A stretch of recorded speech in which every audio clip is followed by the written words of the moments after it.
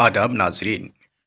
एक और इंशाया लेकर आपकी खिदमत में वकील साहब रशीद अहमद सदीकी का एक और मशहूर मारूफ इंशाया जो कि उनकी किताब मज़ामीन रशीद में शामिल है।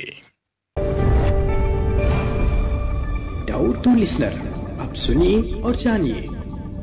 मुतअद्दिद नाकाम हमलों के बाद एक रोज़ जून के महीने में मालूम हुआ कि हमारा हीरो यूनिवर्सिटी से हक बख्शवाने में कामयाब हुआ और एक नया सूट, पुरानी टाई और उससे पुरानी टोपी जो अयाम दमाग सोजी की तफसीर रोगनी होकर रह गई थी, ज़ेब सर करके कलेक्टर साहब के बंगले से लेकर नैनीताल की बुलंदियों तक डिप्टी कलेक्टर कागज़ बन गया था।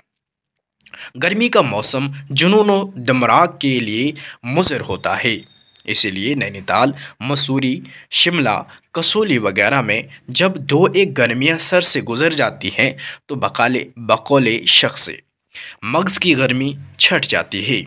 मकान वापस आते हैं। वालिदैन जो बीए पास हो जाने के बाद कानून पढ़ाना इतना ही ज़रूरी समझते हैं जितना हुक्म मुंजज के बाद मसल देना और लीडरान कौम स्पीच के बाद चंदा लेना उनको कानून का इम्तिहान पास करने पर मजबूर करते हैं। ये भी एक मुद्दत की सरगरानी के बाद नए महक़क़ बोध न दानिशमंद होकर वापस आए। अब जो देखे तो एक टूटे हुए साइबान में एक खाना साज कुर्सी पर बैठे हुए हैं।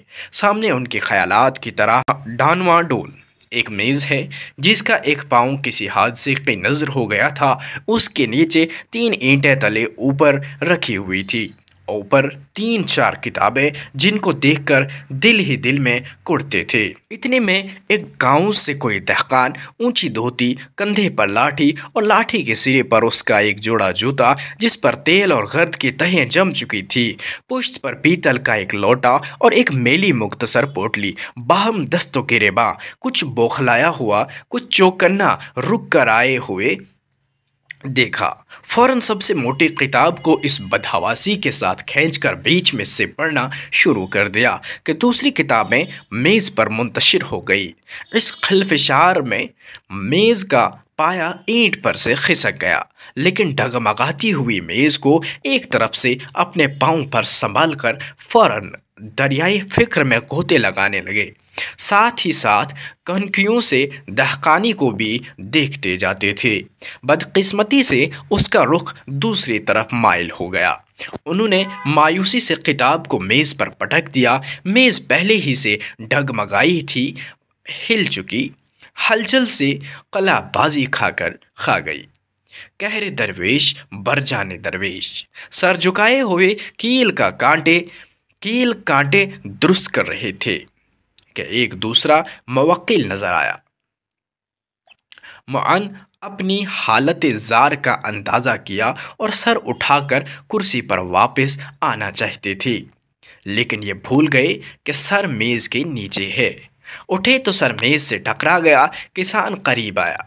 चोट की वजह से एक हाथ मकाम माऊफ पर आंखें डबडबाई हुई, कुछ खफ्त, कुछ गुस्सा, लेकिन ये सब हालतें उस उम्मीद पर काबिल बर्दाश्त थी जो नवारिद की ज़ात से वाबस्ता थी। आँखों के इशारे से मतलब दरियाफ्त किया। कौन अंदाज़ा कर सकता है कि उस निगाह में यास उम्मीद के कैसे मदोजज़ उठ रहे थे। कितने ऐसे हैं जो इस बदनसीब की उन मुबारक और खुशी आइंद उम्मीदों का अंदाज़ा लगा सकते हैं जो उसने तालिबे इल्मी के ज़माने में मेहनत और खिलफत की घड़ियों में शब की तारीख़ी, सुबह की सफ़ेदी और शाम के धुंधलिके में मुस्तक़बिल के लिए कायम कर रखी थी। नवारिद ने एक दूसरे वकील का पता दरियाफ्त किया। गरीब ने एक तरफ को इशारा कर दिया। किसान रवाना हो गया। वकील साहब की मायूस निगाहें कुछ दूर तक जाने वाले के साथ गई, फिर थक कर कहीं रह गई। दिन के 9 बजे हैं। वकील साहब ने कुछ खा पी कर बस्ता संभाला। शहर के चौराहे पर यक्के के इंतज़ार में जा खड़े हुए। ایک ہاتھ میں بدزنگ شکستہ چھتری، دوسرے میں بستہ، بغل میں چوگا کی پوٹلی۔ یکا والے 2 آنے سواری پر مصر، یہ 1.5 آنے سے زیادہ دینے پر تیار نہیں۔ جتنے یکے والے سامنے سے گزرے بھی ہی سے روح قدا ہوئی۔ کسی نے ان کا خیال نہیں کیا، کسی نے سخت و سست بھی کہہ دیا۔ غلط راستے پر کھڑے تھے، ایک گھوڑے سے ٹکراتے بچے۔ کانسٹیبل نے ڈانٹا اور یہ بیچارے سمٹ سمٹا کر ایک طرف ہو لیے۔ ایک نہایت حقیر اور شکستہ یکا پر 2 سواریاں پہلے سے موجود تھی، اس میں ایک زنانی سواری بھی تھی۔ یکا بان پیر فروتوت بقول سودا، گھوڑا ایسا جسے آگے سے تو بڑا دکھلایا جائے اور پیچھے سے لاٹھی ماری جائے تو چلنے پر آمادہ ہو، ورنہ پاؤں کے نیچے پہیے لگانے کی ضرورت ہو۔ بہزار دقت 1.5 آنے پر معاملہ طے ہوا۔ یکا بان کے ساتھ تیسری سواری ہو کر بیٹھے، بستہ بغل میں، سر پر چھتری۔ یکا روانہ ہوا۔ گھوڑے کی چال ان سواریوں کی حالت زار کے مطابق تھی، ہر ایک پر وجد طاری تھا اور ہچکولوں کی تال و سم پر سر دھنتا تھا۔ یہ وکیل صاحب ضابطہ فوجداری یا ضابطہ دیوانی کی معلوم نہیں کس دفعہ میں غلطاں و پیچاں تھے کہ گھوڑے نے ٹھوکر لی۔ بستہ مع پوٹلی کے زمین پر آ رہا اور خود کوہنیوں کے بل گھوڑے کی پیٹھ پر آ رہی۔ کرایہ کے یکے اور گاڑیوں کو کچہری کے دروازے تک جانے کی اجازت نہ تھی۔ احاطہ کے باہر وکیل صاحب اتر گئے اور نظر بچاتے ہوئے کچہری کی عمارت میں آئے۔ بستہ عرائض نویسیوں اور محترر کے بور پر رکھا۔ پوٹلی سے نکال کر غون زیب تن کیا۔ ایک مدت گزری، ابھی اس چوگے کا رنگ سیاہ تھا۔ اقتدار زمانہ اور وکیل صاحب کے پیش روؤں کی سرپرستی سے اس کی رنگت ان بالوں کی سی ہو گئی تھی جن پر عرصے سے خضاب نہ لگایا گیا۔ پچھلے دامن کی گھوٹ علیحدہ ہو کر نیم بیزادی شکل میں ان کی بے گناہی پر خندہ دندہ نما تھی۔ اس دامن کی شہادت کے بارے میں بعض اشخاص شبہ ظاہر کرتے ہیں کہ یہ سعادت ایک موکل کی دراز دستی سے حاصل ہوئی تھی۔ وکیلوں کے کمرے میں پہنچے، یہاں کس کا کون پرسان حال ہوتا۔ ہمارا ہیرو مایوسی، درد ماندگی کی تصویر بنا ہوا ایک گوشے میں بیٹھ کر سب سے سستے سگریٹ کی ڈبیاں نکال کر آخری سگریٹ پینے لگا۔ خیالات کا ہجوم، کمرے میں ہوا کا گزر نہیں، دھوئیں کے ہلکے فضا میں تحلیل ہو رہے تھے۔ سگریٹ کی راکھ میز کے کنارے سے لگا کر گراتا جاتا تھا۔ دوسرے وکلا ہنس بول رہے تھے، شور پکار سے کمرہ گونج رہا تھا۔ سامنے ایک بوڑھے بنگالی وکیل کرسی پر بیٹھے ہوئے تھے، ایک میلا بھدے قسم کا کوٹ، اسی کپڑے کا پائجامہ، پاؤں میں قریب سول کا ایک پرانا جوتا، کاغذ کے ایک کھول پر چلم رکھ کر مسلسل کش لگا رہے تھے اور نظریں سل پر لگی ہوئی تھی۔ چاروں طرف موکل جھکے ہوئے تھے۔ کچھ نوجوان وکیل ارد گرد بیٹھے ہوئے تھے جن کو وہ کبھی کبھی بنگلہ زبان میں کچھ نہ کچھ سمجھاتے جاتے تھے۔ تھوڑی دیر میں ایک شخص ہانپتا کانپتا کمرے میں آیا اور کہنے لگا، حضور، پکار ہو رہی ہے۔ بوڑھا بنگالی اجلاس پر پہنچا۔ چپراسی نے جھک کر سلام کیا اور اس نے پہنچ کر 2 ہی ایک جملے کہے، مقدمے کی سماعت ملتوی کر دی گئی، تاریخ بھی بدل دی گئی۔ روپیوں کے بوجھ سے بنگالی وکیل کی مضبوط جیب کسی قدر اور لٹک گئی۔ اسی دوران میں حلوائی کا چھوٹا لڑکا پیپل کے ایک ہی پتے کے ہرے دونے میں 2 گلاب جامن لایا۔ پیتل کے منجے ہوئے لوٹے میں پانی بھرا ہوا تھا۔ بنگالی وکیل نے قریب سول کا جوتا علیحدہ کیا۔ دونوں گلاب جامنوں کو داہنے ہاتھ کی انگشت شہادت اور انگوٹھے سے اٹھا کر ٹھیک حلق کے اندر یکے بعد دیگرے ٹپکا دیا۔ پورے لوٹے کا پانی ایک سانس میں پی گیا۔ انگوٹھے کو منہ کو انگوٹھے سے پہنچا اور مسلسل اور مسلوں کی ورق گردانی میں مصروف ہو گیا۔ کوئی اندازہ نہیں کر سکتا کہ یہ شخص کتنی دولت کا مالک تھا۔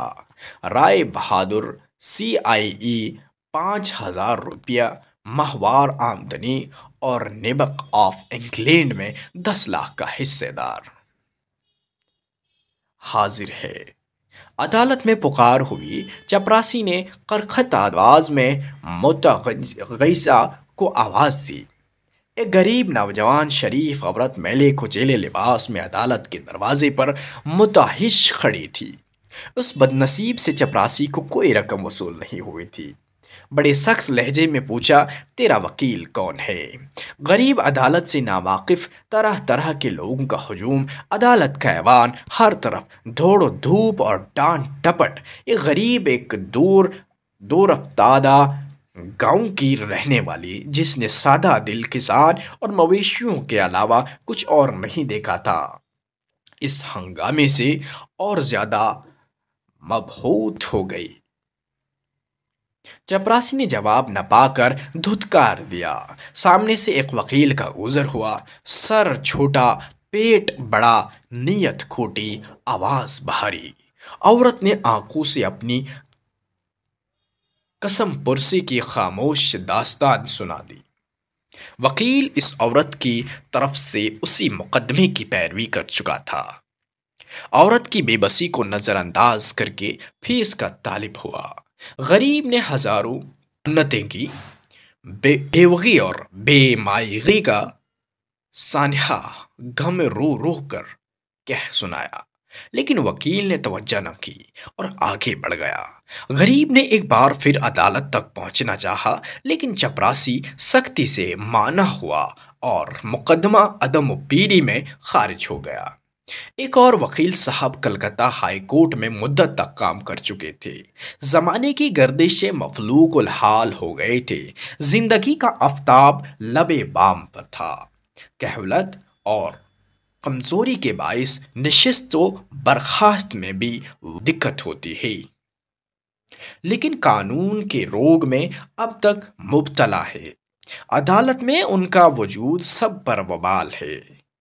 وکلاء یا حکام کی لائبریری میں ان کا گزر ہوتا ہے تو لوگ بے رخی سے پیش آتے ہیں، تازہ نظائر کے مطالعہ کے شائق ہیں اور ان کا خلاصہ اپنی اس نوٹ بک میں درج کرتے جاتے ہیں، جس کے اطراف کی جلد مدت ہوئی حق رفاقت ادا کر کے واصل بحق ہو چکی ہے اور ادھر ادھر کے 10-20 اوراق بھی غائب ہو چکے ہیں۔ ہاتھ میں میلے اور ملگجے کاغذات کا ایک پلندہ رہتا تھا، جس کے متعلق لوگوں کا یہ خیال تھا کہ یہ ان کے ابتدائی زمانے کے وہ پر اسرار کاغذات تھے جن کی نسبت یقین کے ساتھ کوئی رائے قائم نہیں کی جا سکتی تھی۔ ملکی مسائل اور سیاسی اصول پر اس سرگرمی اور جوش کے ساتھ گفتگو کرتے کہ لوگ متحیر رہ جاتے تھے۔ قانونی نکات خوب سمجھتے تھے، لیکن ان کا حلیہ، ان کی حالت، ان کی کہولت کچھ ایسے اسباب تھے کہ ان کی طرف کوئی رخ نہیں کرتا تھا۔ ان کی وزاداری کو دیکھیے، 10 بجے دن سے 5 بجے شام تک نچلے نہ بیٹھتے اور کبھی 1 پیسہ نہ کمایا۔ شام کو گھر کی مراجعت کرتے تو آدھے گھنٹے سے کم وقت کرایہ چکانے میں صرف نہیں کرتے تھے۔ یکا والے ان کی صورت دیکھ کر پناہ مانگتے تھے۔ یہ الف لیلا کے اس طلسمۂ پا بھوڑے کی مانند تھے، جس کے پاؤں جس کسی کی گردن میں حمائل ہو جاتے تھے اس کی جان لے کر چھوڑتے تھے۔ वकला के कमरे से अलहदा मेहरवां और आराइज नवेसों की नशिस्तगाह से मुतहसिल एक साहिब काबिल तवज्जा हैं जो मुंसफी के वकील हैं। सर पर पन्ने जो बीच से अलहदा कर दिए गए थे, बाल खिजाब से सियाह चेहरे पर झुर्रियाँ, आंखों में सुरमे की तहरीर, मलमल की बंदार अचकन से बेतन, अमामा बर्क फर्क जैसे अभी कहीं से उक्त बढ़ाकर छुहारे लिए हुए चले आ रहे हैं। बड़ी महरी का पाजामा जिसमें 4 उंगल चौड़ी गोट लगी हुई, हाशिए के अंदर सुर्ख डोरे दे दिए गए थे। उर्दू की कानूनी किताबों का बस्ता सामने था जिसमें अर्जी दावे वगैरह लिखने के मुजर्रब नुस्खे तह किए हुए जके रखे थे। कहा जाता है कि उनके शागिर्द हमारे वो वकील साहब भी रह चुके थे जिनका जिक्र इब्तदाई में आया है। एक शागिर्द मुसवदा लेकर इस्लाह के लिए हाजिर हुए। उन्होंने तपेज शीशु की ऐनक नाक के किनारे पर रखकर मेले कुचेले डोरे सर के पीछे खिसका कर बांध दिए। कागज को हाथ में लेकर इंतहाई फासले से पढ़ना शुरू किया। पहले ही लफ्ज पर रुके, मुसवदा जमीन पर पटक दिया। ऐनक लकड़ी के एक खोल में जिसका ढकना उसी वक्त से गायब था जब से वकील साहब ने उस वादी में कदम रखा था। बंद कर दी गई। गरीब शागिर्द घबराया। कुछ देर तक वकील साहब पेचो ताब खाते रहे। आखिरकार शागिर्द ने डरते डरते उत्ताप की वजह दरियाफ्त की तो फरमाया, मियाँ तुम्हें अर्जी दावा लिखना क्या आएगा, खाक मुद्दतों से साथ हो, इतना मगज मारता हूँ लेकिन तुम्हारे दिमाग में कोई बात नहीं घुसती। बस अब हो चुका, बदनामी मोल लेना नहीं चाहता। शागिर्द आखिर क्या गलती हुई? मैंने हत्ताउल वसा निहायत कोशिश से मुसवदा तैयार किया है। वकील साहब अच्छा तो एक मौका और देता हूँ, गौर से पढ़ जाओ, सामने ही गलती है। हाँ शाबाश। शागिर्द एक एक लफ्ज गौर से पढ़ गया। मुसवदे को उलट पलट कर देखता रहा लेकिन कोई गलती न पाकर कागज वापस कर दिया और अर्ज किया, वकील साहब मुझे तो अब भी कोई गलती नजर नहीं आई। वकील साहब बड़ा फरोख्ता होकर बोले, क्यों खुलासा फरियाद है? कहाँ लिखा है बिस्मिल्लाह? बिस्मिल्लाह ही गलत। शागिर्द खामोश हो गया और मायूस दमलूल घर वापस आया। एक बीबी 2 बच्चे मौजूद थे। बच्चे दौड़कर लिपट गए, जेबों में हाथ डाल दिए। अब्बा मेरे लिए क्या लाए हैं? मैं तो आज नाशपत्ती जरूर लूंगी। अम्मा पैसे नहीं देती, कहती हैं अब्बा कचेरी से नाशपत्ती लाएंगे। छोटी लड़की माँ के पास से दौड़कर बदकिस्मत बाप के घुटनों में लेट गई। अब्बा कचेरी न जाया करो, तुम नहीं थे। फातिमा की माँ हमारी आन करामा से रुपए मांगती थी और जब अम्मा ने कहा कि तुम कचेरी से आन कर दे दोगे तो वो बहुत बिगड़ी और शोर मचाने लगी। अम्मा अब तक रो रही थी, खाना भी नहीं खाया। कचेरी से आते हो तो बीमार मालूम होते हो, मेरे साथ दिन भर रहा करो, हम तुम साथ झूला झूलेंगे। क्यों अम्मा, अब बाबा भी साथ रहेंगे तो घर में आकर कोई शोर नहीं मचाएगा।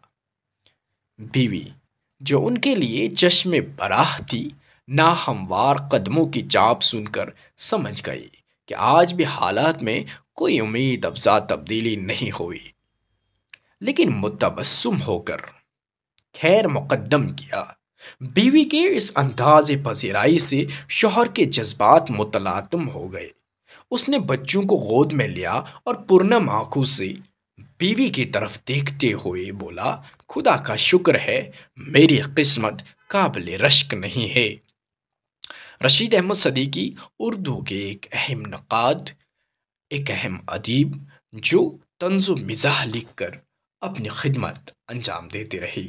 उनका इंशाया वकील साहब जो कि आपने समात फरमाया। दीजिए अपने मेज़बान माजिद को इजाज़त। खुदा हाफिज़। डाउर टू लिसनर, अब सुनिए और जानिए।